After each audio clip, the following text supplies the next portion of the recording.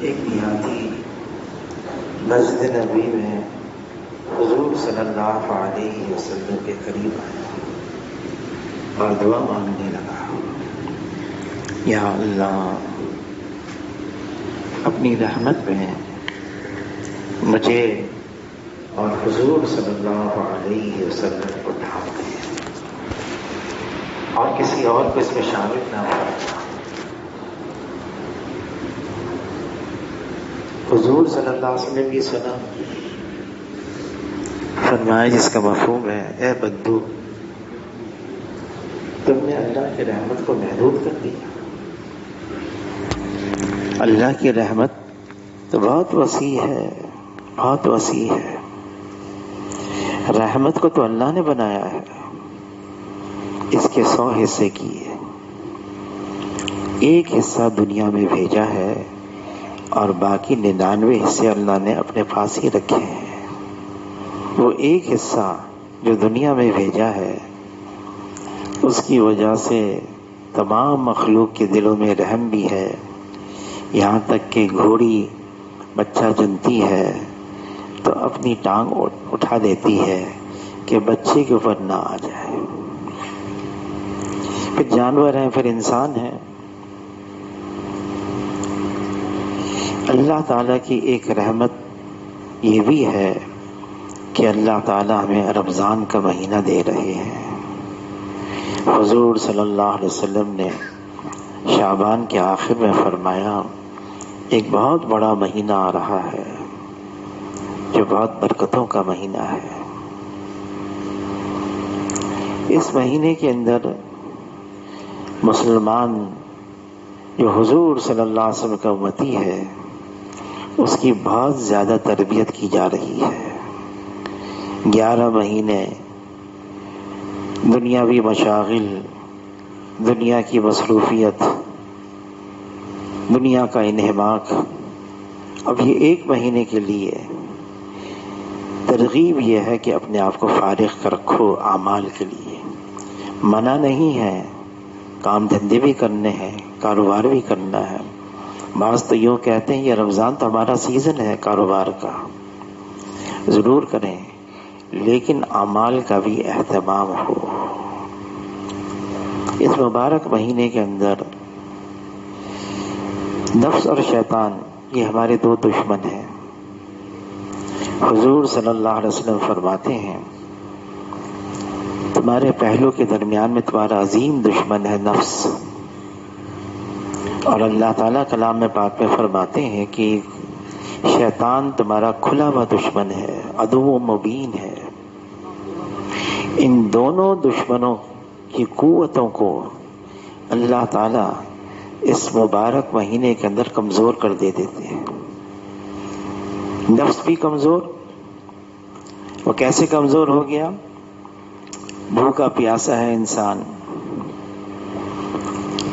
بھوک بھی لگی ہے، پیاس بھی لگی ہے، یہ بھوک انسان کے نفس کو کمزور کر دے دیتی ہے، بہت کمزور کرتی ہے بھوک۔ حضور صلی اللہ علیہ وسلم کی خدمت میں جوان آئے، اے اللہ کے رسول ہم کیا کریں؟ فرمایا نکاح کرو۔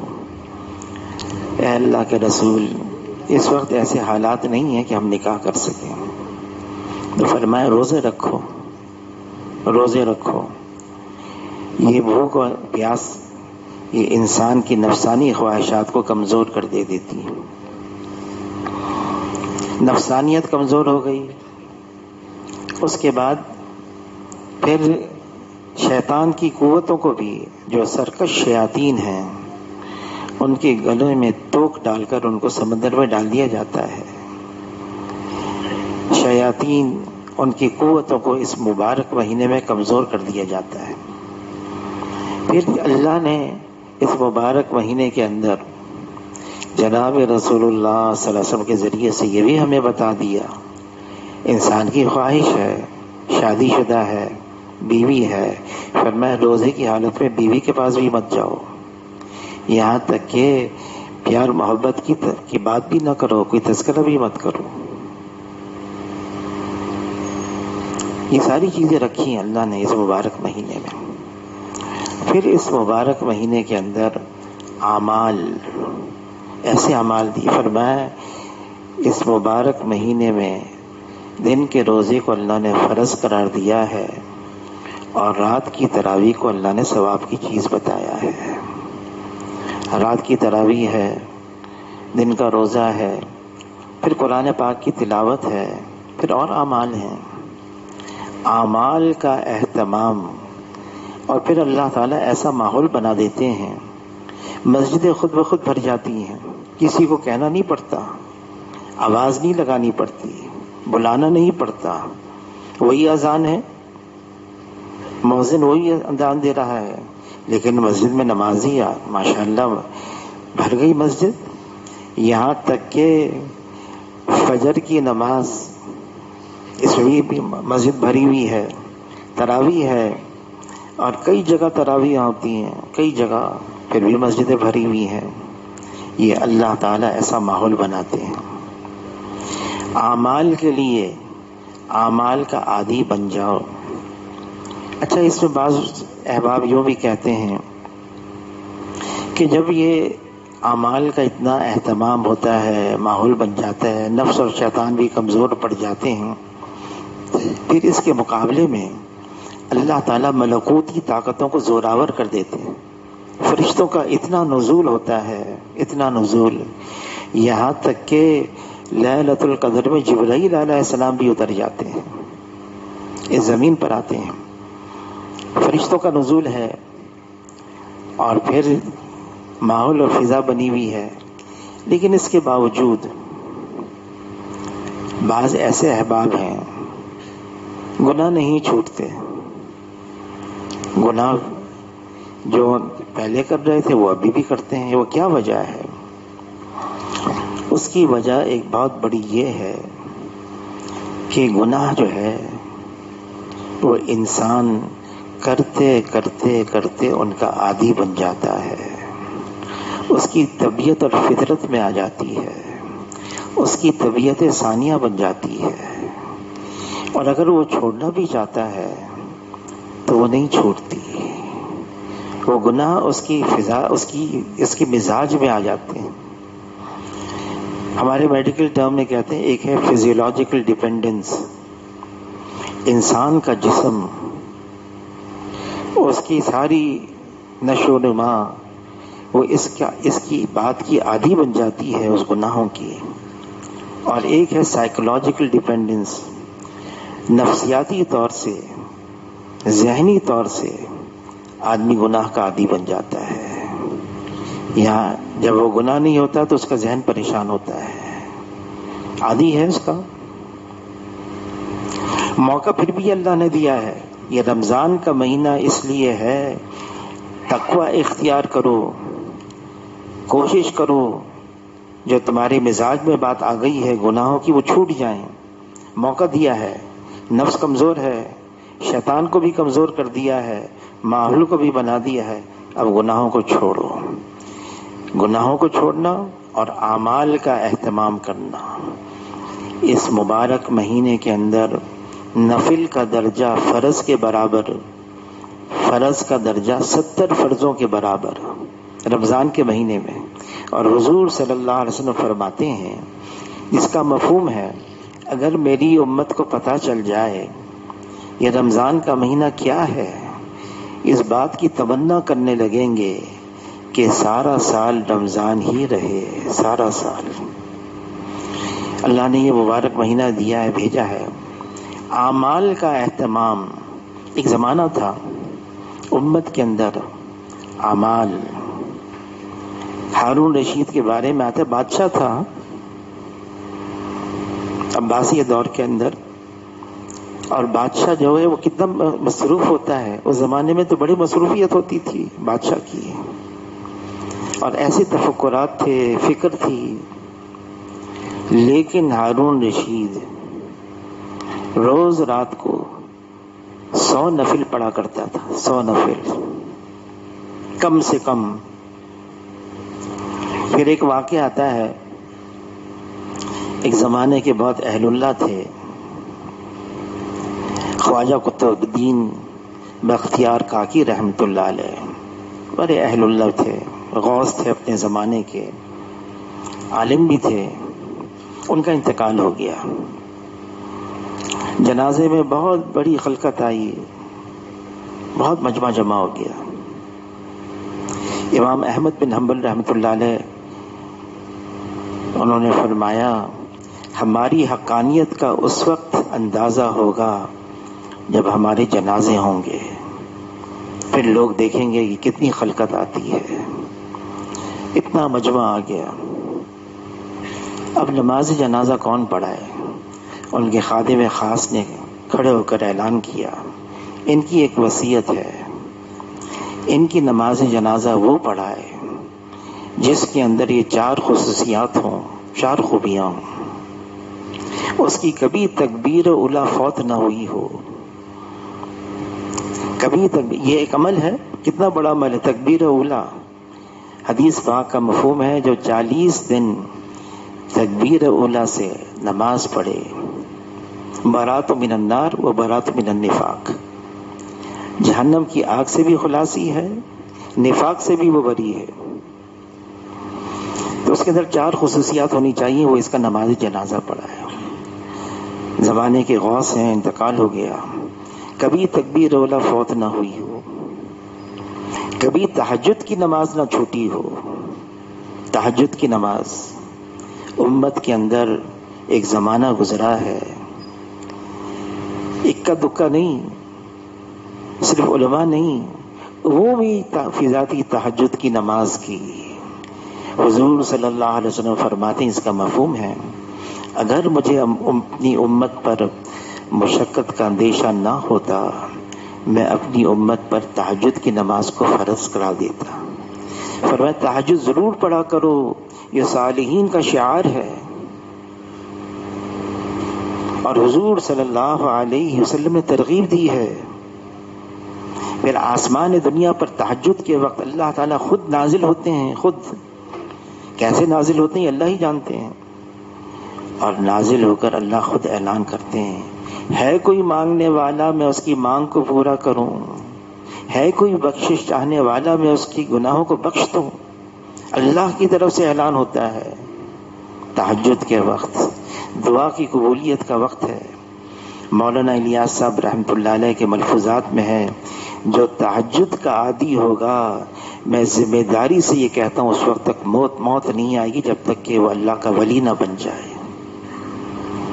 جو تہجد کا تو فرمایا اس کے اندر 4 خصوصیات ہونی چاہیے. وہ نماز جنازہ پڑھائے. خواجہ بختیار الدین کاکی رحمۃ اللہ علیہ کا تکبیر اولیٰ، تہجد کی نماز، اور تیسری فرمایا کسی نامحرم پر بری نگاہ اس کی نہ پڑی ہو. یہ نگاہ فرمایا یہ شیطان کے زہریلے تیروں میں سے ایک تیر ہے.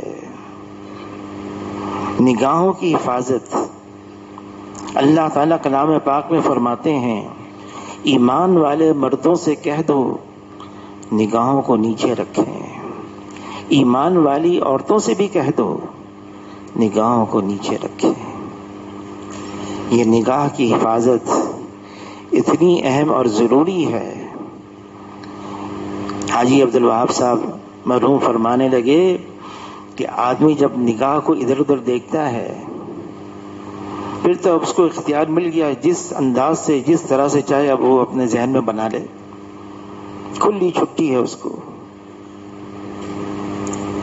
حضور صلی اللہ علیہ وسلم نے اتنی تاکید فرمائی نگاہوں کی حفاظت کی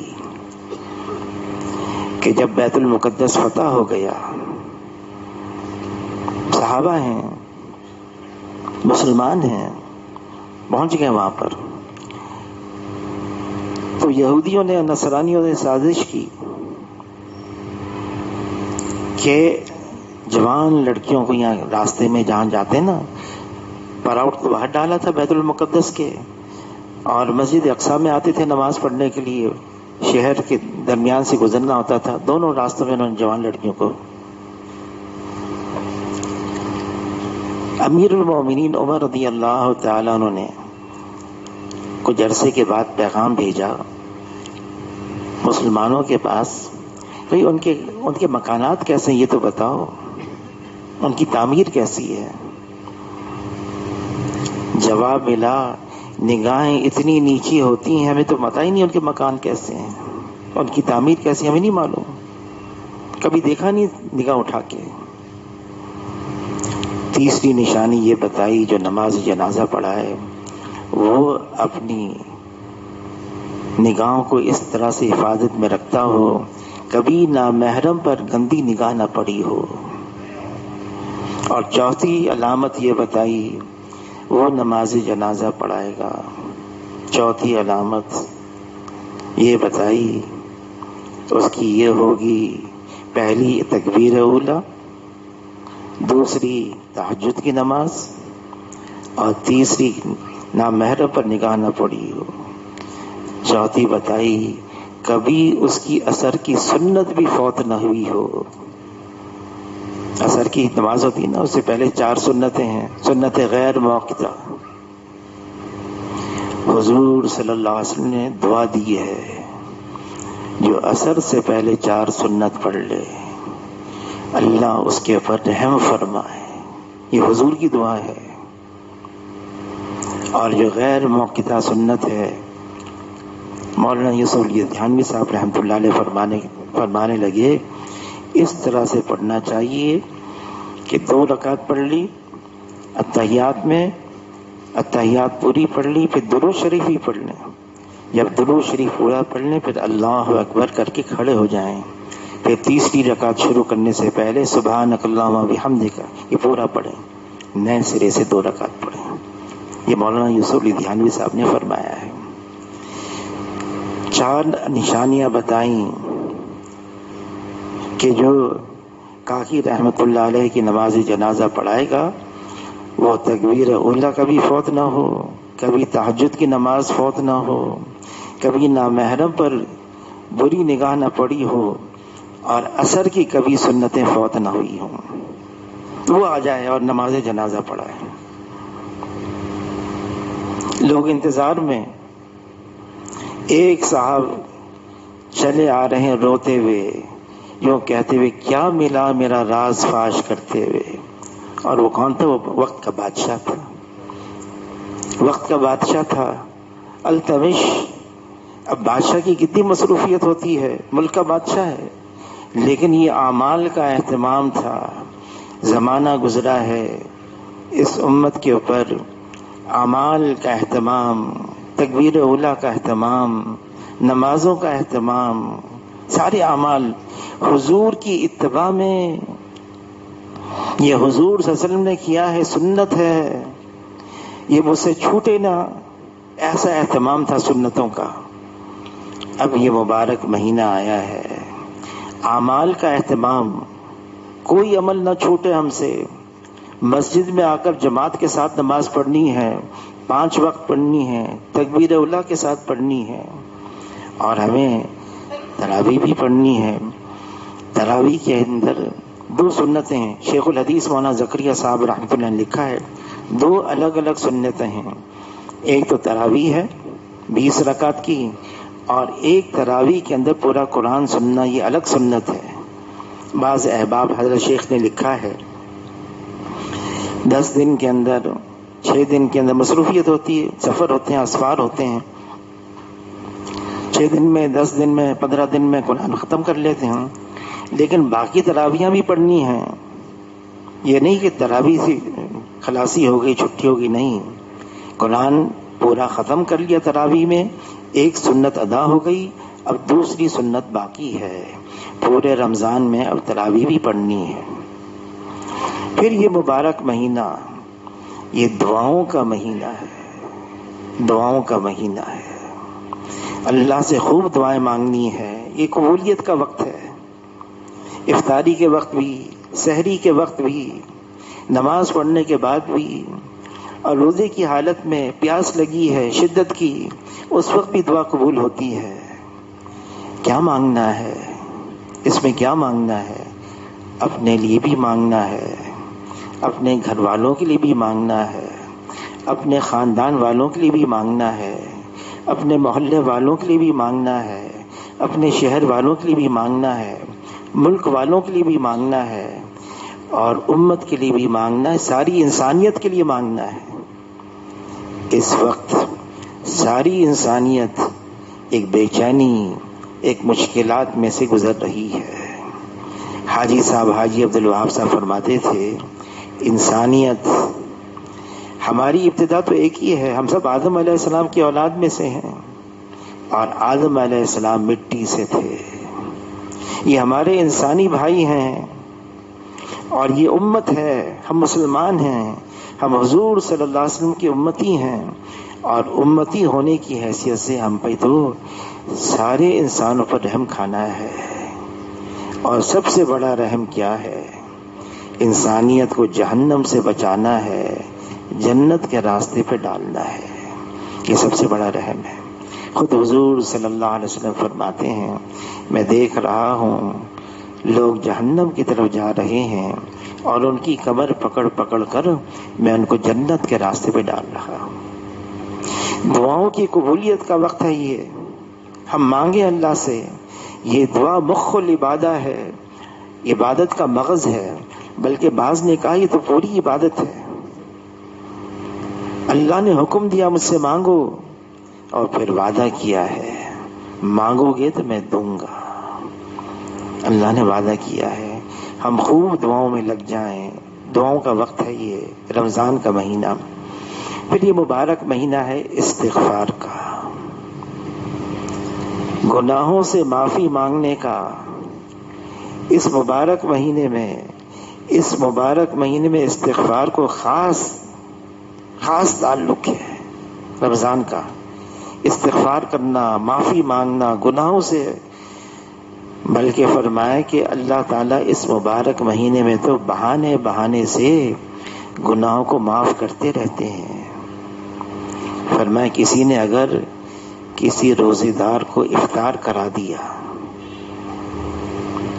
ایک کھجور کھلا دیا، ایک گھونٹ پانی پلا دیا، اس کی مغفرت بھی ہو گئی، اس کو آگ سے آزادی بھی مل گئی۔ تو عرض کیا اللہ کے رسول، ہم میں سے تو ہر ایک اتنی طاقت نہیں رکھتا کہ لوگوں کو افطار کروائیں۔ فرمایا کہ پیٹ بھر کھلانے پر موقوف نہیں ہے، ایک ہی کھجور کھلا دو، ایک گھونٹ پانی کا پلا دو، ایک گھونٹ لسی کا پلا دو، اس پر بھی مغفرت ہے۔ اور پھر جو روزے دار ہوتا ہے جب افطاری کرتا ہے تو اس کے تمام پچھلے گناہوں کو معاف کر دیا جاتا ہے۔ جو شب قدر میں قیام کرتا ہے اس کے سارے گناہوں کو معاف کر دیا جاتا ہے۔ پھر اس مبارک مہینے کے اندر کوئی بھی نیکی لے کر آئے اس کو معاف کر دیا جاتا ہے، اس کے گناہوں کو معاف کر دیا جاتا ہے۔ اور پھر یہ بھی فرمایا کہ اس میں استغفار بھی کرو۔ استغفار کیا ہے؟ دل سے ندامت، افسردگی، شرمندگی، واقعی میں گناہ گار ہوں، اور واقعی یہ حقیقت ہے۔ مولانا یوسف کاندھیلوی رحمۃ اللہ علیہ فرماتے تھے، ہم تو گناہوں کے سمندر میں ڈوبے ہوئے ہیں، گناہوں کے سمندر میں۔ یہ تو اللہ نے ہمارے پر ایک ستاری کا معاملہ فرمایا ہے، پردہ کر دیا۔ مولانا احمد علی لاہوری رحمۃ اللہ علیہ فرماتے تھے کہ اگر اللہ تعالیٰ ہمارا پردہ چاک کر لیں، کوئی ہم پر تھوکنا بھی پسند نہیں کرے گا۔ یہ تو اللہ نے ہم پر پردہ رکھا ہوا ہے، ہمارے ساتھ ستاری کا معاملہ کیا ہوا ہے۔ استغفار کرنا ہے، اللہ سے معافی مانگنی ہے۔ جو استغفار کو لازم قرار دیتا ہے، اللہ تعالیٰ ہر ضیق سے، ہر تنگی سے، ہر ہم سے، ہر غم سے راہیں نکالتے ہیں، اور ایسی جگہ سے روزی عطا فرماتے ہیں جہاں سے وہم و گمان بھی نہیں ہوتا۔ پھر اللہ تعالیٰ نے یہ بات فرما دی جس کا مفہوم ہے، جب تک حضور صلی اللہ علیہ وسلم بنفس نفیس اس امت کے اندر موجود ہیں، اللہ کا کوئی عمومی عذاب نہیں آئے گا، یا جب تک یہ امت استغفار کرتی رہے گی اللہ کا کوئی عمومی عذاب نہیں آئے گا۔ حاجی صاحب آخری وقت میں انتقال سے پہلی فرمانے لگے دیکھو امت کو استغفار پر ڈالو، استغفار پر ڈالو، اللہ سے معافی مانگتے رہیں، معافی مانگتے رہیں۔ فرمایا کسی علاقے میں کسی جگہ پر اللہ تعالیٰ اپنا کوئی عمومی عذاب کسی وجہ سے بھیجنا چاہتے ہیں، وہاں 3 قسم کے لوگ ہوتے ہیں، اللہ تعالیٰ اپنا اس عذاب کو واپس بلا لیتے ہیں اور موقوف کر لیتے ہیں، ہٹا دیتے ہیں۔ وہ 3 قسم کے لوگ کون ہیں؟ اللہ کے لیے محبت کرنے والے ہوں آپس میں، اللہ کے لیے مسجدوں کو آباد کرنے والے ہوں، آخر رات میں اٹھ کر استغفار کرنے والے ہوں، استغفار کرنے والے ہوں آخر رات میں، یا آخری رات میں استغفار کرنا۔ ایک بزرگ گزرے ہمارے قاضی عبد القادر صاحب، مرحوم جھامڑیاں کے تھے، سرگودا کے قریب، انتقال ہو گیا۔ وہ اس بات کی تاکید فرماتے تھے بھائی تہجد کے وقت آدمی کم سے کم ایک تسبیح استغفار کی ضرور پڑھ لیا کرے۔ صحابہ کرام کا یہ معمول تھا، تہجد میں قیام بھی کرتے، تلاوت بھی کرتے، دعائیں بھی کرتے، اللہ کے سامنے روتے بھی، اور ان ساری چیزوں کا اختتام وہ پھر استغفار پر کرتے۔ عائشہ رضی اللہ تعالیٰ نے عرض کیا اللہ کے رسول، آپ کے ساتھی آپ کے صحابہ اتنی عبادت کرتے ہیں، رات کو نمازیں بھی پڑھتے ہیں، تلاوت بھی کرتے ہیں، دعائیں بھی مانگتے ہیں، پھر روتے ہیں، آخر میں استغفار کرتے ہیں۔ فرمایا کہ عائشہ یہ اس لیے اللہ سے معافی مانگتے ہیں، اے اللہ آپ نے ہمیں موقع دیا، ہمیں توفیق دی ہم آپ کے سامنے کھڑے ہوں، آپ نے توفیق دی ہم آپ کے کلام کی تلاوت کریں، آپ نے توفیق دی ہم دعائیں مانگیں، جیسا کرنا چاہیے تھا نہ کر سکے اے اللہ تو معاف کر دے۔ جیسا کرنا چاہیے تھا وہ نیکی کرتے کر کے معافی مانگتے تھے، روتے تھے۔ کسی نے کہا آج تو گناہ کر کے بھی ہم معافی نہیں مانگتے، توبہ نہیں کرتے، وہ نیکی کر کے اے اللہ معاف کر دے، اس قابل نہیں جو آپ کی شان اس کو پیش کیا جائے۔ اور واقعی ہمارا کوئی ایسا عمل نہیں ہے، یہ تو محض اللہ کا فضل ہے۔ عائشہ رضی اللہ تعالیٰ نے عرض کیا اللہ کے رسول ہر ایک اللہ کے فضل سے جنت میں جائے گا؟ فرمایا ہاں۔ کہا آپ بھی اللہ کے فضل سے جنت میں جائیں گے؟ فرمایا میں بھی اللہ کا رسول ہوں، حبیب اللہ ہوں، میں بھی اللہ کے فضل سے جنت میں جاؤں گا۔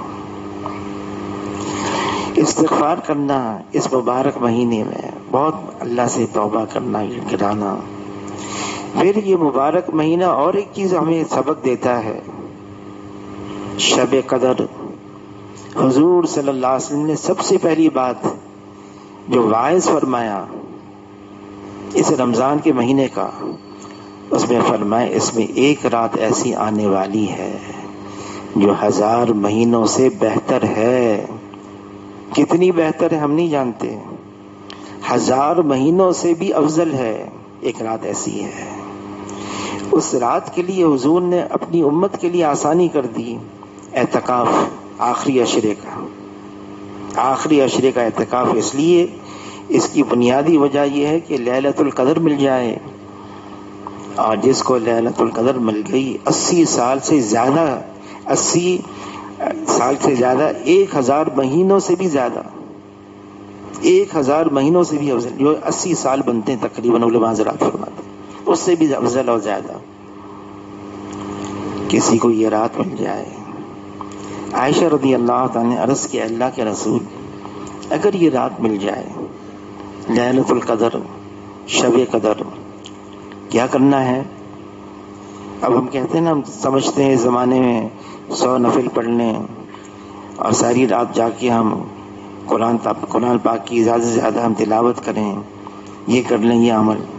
بہت مختصر. دیکھیں امت کے لیے جناب رسول اللہ صلی اللہ علیہ وسلم نے کتنی آسانی کر دی, کتنی آسانی. فرمایا عائشہ اگر یہ رات تمہیں مل جائے شب قدر, یہ دعا مانگ لینا, اللہم انک عفو تحب العفو فاعف عنی, یا اللہم انک عفو کریم تحب العفو فاعف عنی. کتنی آسان دعا ہے. اللہم انک عفو, اے اللہ تو گناہوں کو معاف کرنے والا ہے, تحب العفو, اور معافی کرنے کو پسند بھی کرتا ہے, میرے گناہوں کو معاف کر دے. مسجد نبوی میں طاق رات تھی, رمضان کا مہینہ, طاق رات, اور میں ایک دعاؤں کی کتاب پڑھ رہا تھا. ایک نوجوان عرب, بہت پہلے کی بات ہے, نوجوان عرب میرے پاس, اور میں نے جگہ تلاش کی کہاں وہ جہاں ابو بکر رضی اللہ عنہ کا مکان تھا. میں نے کہا یہ جگہ ذرا عافیت آسانی کی, یہاں رش کم ہے, وہاں میں بیٹھ گیا. تو ایک عربی نوجوان, اس نے مجھے دیکھا, اس نے کہا کیا پڑھ رہے ہو؟ میں نے کہا دعاؤں کی کتاب پڑھ رہا ہوں. اس نے کہا ٹھیک ہے لیکن تم یہ پڑھو, حضور صلی اللہ علیہ وسلم نے فرمایا اللہم انک عفو تحب العفو فاعف عنی. تو میں نے اسے کہا کہ میں نے یہ کئی دفعہ پڑھ لیا, کئی تصویر پڑھ لی اس کی. کہا اور پڑھو یہاں تک کہ تمہارا دل گواہی دے کہ اللہ نے تمہاری مغفرت کر دی. میں حیران ہو گیا اس عرب کے اوپر, نوجوان تھا ماشاء اللہ. پھر میں نے اسے تعارف کروایا, کہاں کے ہو؟ کہا میں مدینے کا ہوں. پھر اس نے پوچھا تم کہاں کے ہو؟ کہ میں نے کہا میں پاکستان کراچی. کہا اچھا مکی مسجد, مدنی مسجد. میں نے کہا تم جانتے ہو؟ کہاں؟ میں نے رائے گنج گیا ہوں, وقت لگایا ہے میں نے. میں حیران ہو گیا ماشاء اللہ.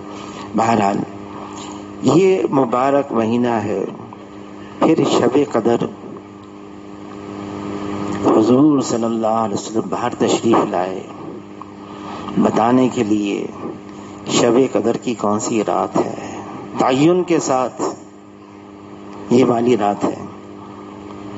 فرمایا دو مسلمانوں میں جھگڑا ہو رہا تھا, اللہ نے مجھ سے یہ رات بلا دی.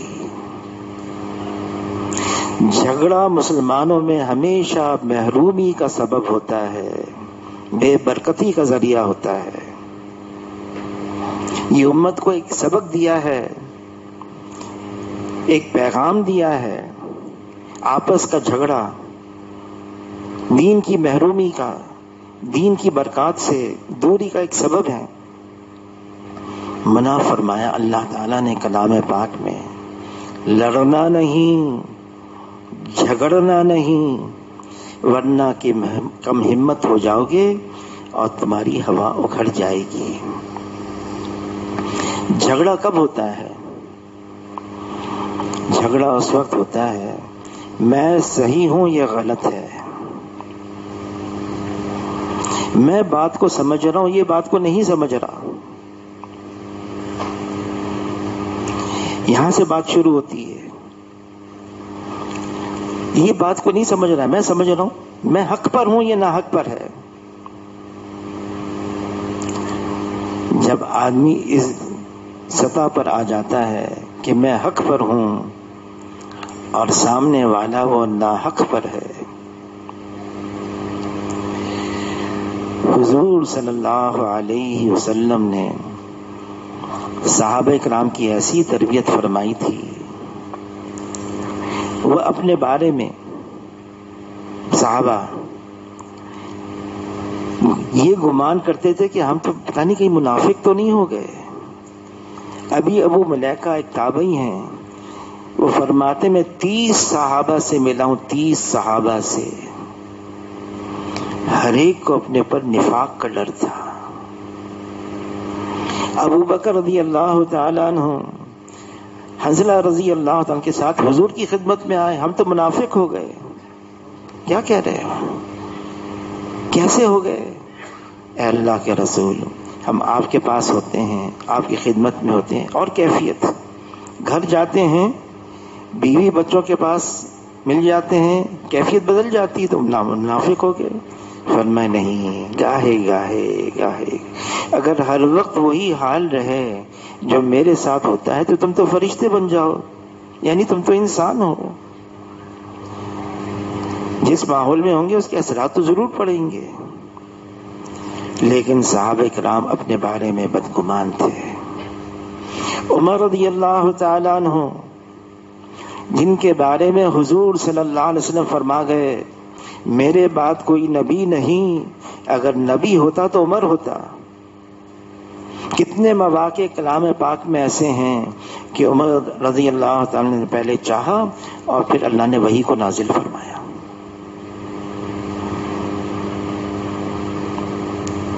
لیکن حیات الصحابہ میں لکھا ہے جب عمر رضی اللہ تعالیٰ کا آخری وقت تھا، خنجر مارا گیا تھا، کسی نے ان کو دودھ پیش کیا، دودھ پیا، وہ دودھ کی سفیدی خنجر کے زخم سے باہر نکل آئی اور بہت کچھ باہر نکل آیا.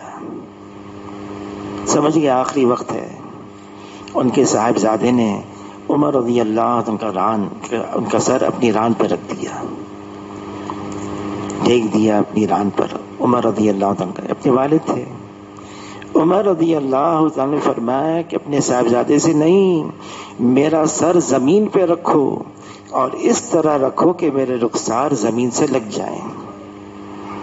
اور ان کا آخری جملہ یہ تھا، اے عمر اگر کل کو تیری مغفرت نہ ہوئی تو تیرے لیے ہلاکت ہے. کیا ہے؟ اپنے بارے میں بدگمانی تھی. میں تو کچھ بھی نہیں، میں جانتا ہوں مجھے آتا ہے. نہیں نہیں نہیں. حجۃ الوداع کے موقع پر احرام باندھ کے ہیں. امام مالک رحمۃ اللہ علیہ فرماتے 1.25 لاکھ کے قریب ہیں احرام باندھ کے. لبیک اللہم لبیک. حضور صلی اللہ علیہ وسلم ان سے پوچھ رہے ہیں بتاؤ آج دن کون سا ہے؟ عرفات کے میدان میں یوم العرفہ ہے. جواب یہ دے رہے ہیں اللہ اور اللہ کے رسول ہی جانتے ہیں. اچھا جگہ کون سی ہے؟ میدان عرفات. اور جواب دے رہے ہیں اللہ اور اللہ کے رسول جانتے ہیں. جب یہ جواب دے رہے تھے صحابہ، علماء حضرات فرماتے ہیں واقعی ان کے ذہنوں میں یہ تھا جو ہم جانتے ہیں وہ ناقص ہے، نامکمل ہے، جو اللہ اور اللہ کے رسول جانتے ہیں وہ کامل اور مکمل ہے. ہم کیا جانتے ہیں؟ موسیٰ علیہ السلام خضر علیہ السلام کے ساتھ جا رہے ہیں، دریا کے کنارے چڑیا آئی اور دریا سے اپنی چونچ میں ایک پانی کا تھوڑا سا قطرہ لے کر اڑ گئی. خضر علیہ السلام نے موسیٰ علیہ السلام سے فرمایا تم نے دیکھا یہ چڑیا آئی اس دریا سے اپنی چونچ میں پانی لے کر چلی گئی. فرمایا اللہ کے علم کے مقابلے میں ہم جو جانتے ہیں وہ ایسا ہی ہے جیسے یہ چڑیا پانی اس دریا سے لے کر چلی گئی. مجھے آتا ہے، میں جانتا ہوں، میں سمجھتا ہوں، اس کو کیا پتا. یہ بنیاد ہوتی ہے لڑائی جھگڑے کی. مجھے کچھ نہیں آتا، میں نہیں جانتا، میں نہیں سمجھتا. مولانا یوسف کاندھیلوی رحمۃ اللہ نے فرمایا دیکھو اللہ نے کلام پاک کو سورہ فاتحہ کے بعد الف لام میم سے شروع کیا ہے. یہ حروف مقطعات ہیں. کیا مطلب ہے اس کا؟ اللہ عالم بمرادہ، اللہ ہی جانتے ہیں. حکمت کیا ہے؟ اپنے جہل کا اقرار کرو. لا عالم، میں نہیں جانتا. لا عالم، جو کہتا ہے میں نہیں جانتا اس کے پاس آدھا علم ہے اور باقی آدھا علم حاصل کرنا آسان ہے. انگریزی میں کہتے ہیں he knows not and knows not. he knows not. وہ جانتا بھی نہیں اور یہ بھی نہیں جانتا کہ میں نہیں جانتا. یہ کتنی بے وقوفی کی بات ہے. کچھ آتا بھی نہیں اور یہ بھی نہیں آتا، یہ بھی نہیں پتا کہ مجھے نہیں آتا. اپنے جہل کا اقرار کرو، پھر یہ آدھا علم ہے. سارا جھگڑا یہاں سے شروع ہوتا ہے. چلیں شروع ہو گیا جھگڑا. حضور صلی اللہ علیہ وسلم فرماتے ہیں جو ناحق پر ہوتے ہوئے جھگڑے کو چھوڑ دے یا مذاق میں بھی جھوٹ بولنا چھوڑ دے، میں جنت کے کنارے پر محل کی ضمانت دیتا ہوں۔ کوئی حق پر ہوتے ہوئے جھگڑا چھوڑ دے، میں جنت کے وسط میں محل کی ضمانت دیتا ہوں۔ اور کوئی اپنے اخلاق کو بلند کرے، اونچا کرے، میں جنت کے اعلیٰ مقام پر محل کی ضمانت دیتا ہوں۔ بلند اخلاق کیا ہیں؟ حضور صلی اللہ علیہ وسلم علی رضی اللہ تعالیٰ عنہ سے فرماتے ہیں، اے علی، تمہیں اولین و آخرین کے بہترین اخلاق بتاؤں؟ کوئی ظلم کرے اس کو معاف کرو، کوئی برائی کرے اس کے ساتھ بھلائی کرو، کوئی عطا سے محروم رکھے اس کو عطا کرو۔ آدمی جب روزے میں ہوتا ہے نا، چڑچڑا بھی ہو جاتا ہے، بھوک لگی ہے، گرمی ہے، کیا کرنا ہے؟ قابو کرو اپنے آپ کو۔ حضور صلی اللہ علیہ وسلم نے صحابہ سے فرمایا، بتاؤ پہلوان کون ہے؟ بہادر پہلوان، اے اللہ کے رسول، وہ ہر ایک کو پچھاڑ دے، کوئی اس کو پچھاڑ نہ سکے۔ فرمایا نہیں، پہلوان وہ ہے غصے کی حالت ہے، اپنے غصے پر قابو پا لے، یہ پہلوانی ہے۔ آ رہا ہے غصہ طبیعت کے اندر، قابو کرے۔ ایمان والا وہ ہے جو اپنے غصے کو قابو کر لے گا۔ والکاظمین الغیظ، غصے کو قابو کرنے والے ہیں، پینے والے ہیں۔ والعافین عن الناس، اور معاف بھی کرنے والے ہیں، درگزر کرنے والے ہیں۔ ہمارا دین ہمیں یہ بتا رہا ہے، سمجھا رہا ہے، ہمیں سکھا رہا ہے، ہماری تربیت یہی ہے۔ یہ رمضان کا مہینہ ہے، اس لیے صبر کرو، صبر۔ حضور صلی اللہ علیہ وسلم نے فرمایا، دیکھو صبر کا بدلہ جنت ہے۔ یہ مبارک مہینہ صبر کا ہے، برداشت کرو، سہ جاؤ، ضبط کرو۔ اس وقت معاشرے میں برداشت کرنے کی سطح بالکل نیچے آ گئی ہے، زمین بوش۔ کوئی ناگواری طبیعت کے خلاف۔ مسلمان تو وہ تھا جو ناگواری پر صبر کرتا تھا، برداشت کرتا تھا، سہ جاتا تھا، فوری کوئی رد عمل ظاہر نہیں کرتا تھا۔ یہ مسلمان کی نشانیوں میں سے نشانی۔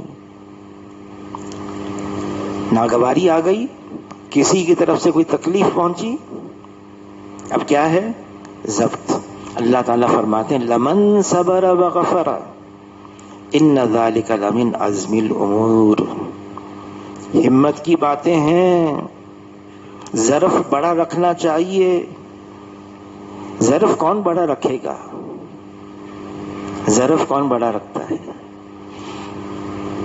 جو اعلیٰ ظرف ہوتے ہیں وہ ہمیشہ جھک کر ملتے ہیں کہ صراحی سر نگو ہو کر بھرا کرتی ہے پیمانہ۔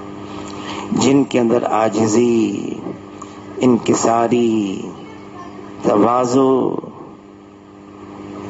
یہی ہیں جو اعلیٰ ظرف رکھتے ہیں۔ تواضع، عاجزی۔ حضور صلی اللہ علیہ وسلم نے اس کو اللہ سے مانگا ہے، اللہم اجعلنی فی عینی صغیرا وفی اعین الناس کبیرا۔ اے اللہ مجھے اپنی نگاہ میں چھوٹا کر دے، بے شک مجھے اوروں کی نگاہ میں اونچا کر دے، میں تو اپنے آپ کو چھوٹا ہی سمجھوں۔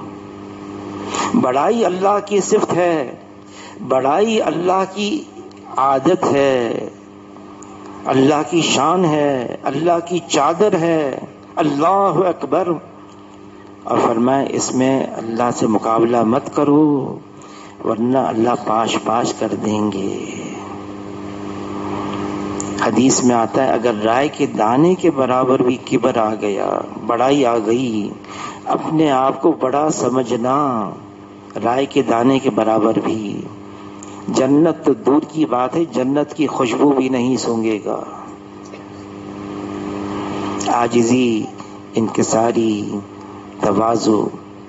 یہ مبارک مہینہ یہ سکھاتا ہے عاجزی اختیار کرو، تواضع اختیار کرو، دوسرے کے سامنے بچھ جاؤ. جو تواضع اختیار کرتا ہے مسلمان کے سامنے، یہ عزت ہے، اللہ اس کو اونچا کرتے ہیں، اللہ اس کو اونچا کریں گے. اور کیوں کسی کے سامنے بچ جانا ہے؟ عبداللہ ابن عمر رضی اللہ تعالیٰ عنہ بیت اللہ کی طرف اشارہ کر کے فرما رہے ہیں، اے بیت اللہ، تمہاری عظمت، تمہاری حرمت سے میں واقف ہوں، میں جانتا ہوں تمہاری عظمت اور حرمت میں جانتا ہوں، لیکن ایک مسلمان اس کی عظمت اور حرمت تم سے عظیم تر ہے. ہمیں نہیں معلوم کسی کا کیا درجہ ہے اللہ کی نگاہ میں. ہمیں کیا کہا گیا ہے؟ ظاہر نگاہ کم سے کسی رند کو نہ دیکھ، کیا جانے اس کریم کو تو پسند ہے کہ وہ. اللہ کے یہاں کس کا کیا رتبہ ہے ہم نہیں جانتے. ہمیں کیا کیا کہا گیا ہے؟ ہر ایک کے لیے اچھا گمان رکھو، یہ مجھ سے بہتر ہے، مجھ سے اچھا ہے. یہ عاجزی پیدا کرے گی، تواضع پیدا کرے گی. یہ سارا مبارک مہینہ جو آ رہا ہے، اللہ تعالی ہمیں اس مبارک مہینے کے ایک ایک لمحے کو وصول کرنے کی توفیق عطا فرمائے. اس مبارک مہینے میں ہماری تربیت ہے، اور وہ ہمیں اب تربیت کرنی ہے اپنی ہر اعتبار سے، نفسانیت سے، شہوانیت سے، شیطانیت سے اپنے آپ کو بچا کے رکھنا ہے، اعمال کا عادی بنانا ہے، خوب اللہ سے معافی مانگنی ہے، دعائیں کرنی ہے، اور آپس کے معاملات کو بھی درست رکھنا ہے. یہ مبارک مہینہ ہے تربیت کا، اس میں ہماری تربیت ہے. اور اللہ تعالیٰ نے کلام پاک میں فرما دیا ہے، یہ پہلوں پر بھی روزے آئے تھے، فرض ہوئے تھے، تم پر بھی ہیں. اور کیوں ہیں؟ تاکہ تم تقوی اختیار کرو، متقی بن جاؤ، پرہیزگار بن جاؤ، تقوی دار بن جاؤ، اللہ والے بن جاؤ، اللہ کے احکامات کے پورا کرنے والے ہو جاؤ. تم ایک دوسرے کے ساتھ اچھا معاملہ کرنے والے ہو جاؤ. تم ایسے بن جاؤ کہ اللہ بھی تم پر فخر کرنے لگیں، اللہ کے رسول بھی تم پر فخر کرنے لگیں، اور دنیا کے رہنے والے انسان یہ بھی کہیں یہ وہ ہے کہ واقعی صفات والا ہے. فرمائے میرا بہترین امتی وہ ہے جس کو دیکھ کر خدا یاد آ جائے، جس کے کلام سے علم میں اضافہ ہو، اور جس کے عمل سے آخرت کا شوق پیدا ہو. مسلمان صرف نام نہیں، مسلمان تو اعمال ہیں، صفات ہیں، اس کا کردار ہے، اس کے معاملات ہیں. ان ساری چیزوں سے ایک مسلمان بنتا ہے جس کو اللہ بھی محبوب بنا دیتے ہیں، اور اللہ کے بندے بھی اس کو محبوب بنا دیتے ہیں. اللہ تعالی ہم سب کو عمل کی توفیق عطا فرما دے. انشاءاللہ روانگی ہے، سفر ہے، اور رائے جانا ہے 1 ہفتے کے لیے. 1 ہفتے سے واپسی ہے، پھر رمضان شروع ہو جائے گا. تو رمضان کے اندر کیا ترتیب ہوگی انشاءاللہ مشورہ کر کے بعد میں بتا دیں گے.